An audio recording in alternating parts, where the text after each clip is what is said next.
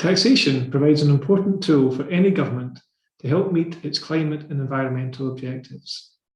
Taxes can change incentives for certain types of behaviour by perhaps encouraging positive behaviours, for example, switching one mode of transport for another, or by disincentivising behaviours that are bad for the environment, such as pollution.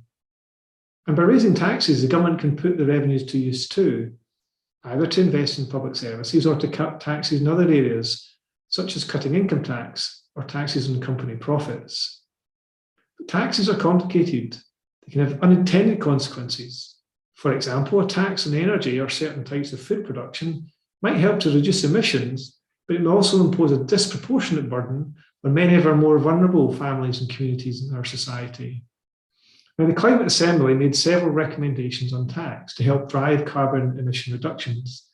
However, it is the case that under the devolution settlement, the Scottish Government is relatively constrained in the tax powers that it controls or the new taxes it can introduce. Its principal levers are income tax rates and bans and a number of smaller devolved taxes. Soon, however, it will be responsible for air passenger duty or air departure tax and a replacement for aggregates levy. So the Scottish Government is right to say that it is therefore limited in what it can do to use different tax instruments to drive down emissions. But a number of points are worth noting. The Scottish Parliament is responsible for local taxes that pay for local services. Now, in principle, the government might wish to explore how any reform of local taxation, paying for local services, could include a more explicit focus upon emissions, as we've seen recent ideas around a workplace car park levy. So they might not have the devolved powers to do it, but they may have more options looking at local powers. The government doesn't have control of air passenger duty, but it will soon. It could set out now how to design the rates and bans for air passenger duty or its replacement air departure tax before implementation. Tax incentives for training and retraining for green jobs might not be possible yet, but investment in skills and retraining can be undertaken. One caution I would add here is that noting that green jobs are going to be all the jobs that we'll need when our economy transitions to net zero. So we need to be clear about what we mean by a green job.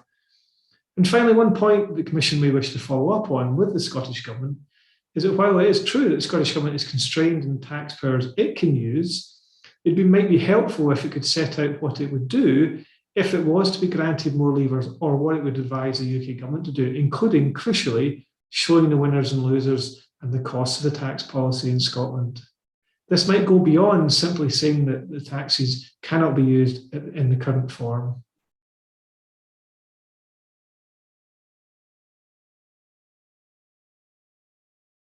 Hi everyone, I think it's fantastic that you're coming back together to spend a weekend scrutinising the government's response to your really bold and fantastic recommendations.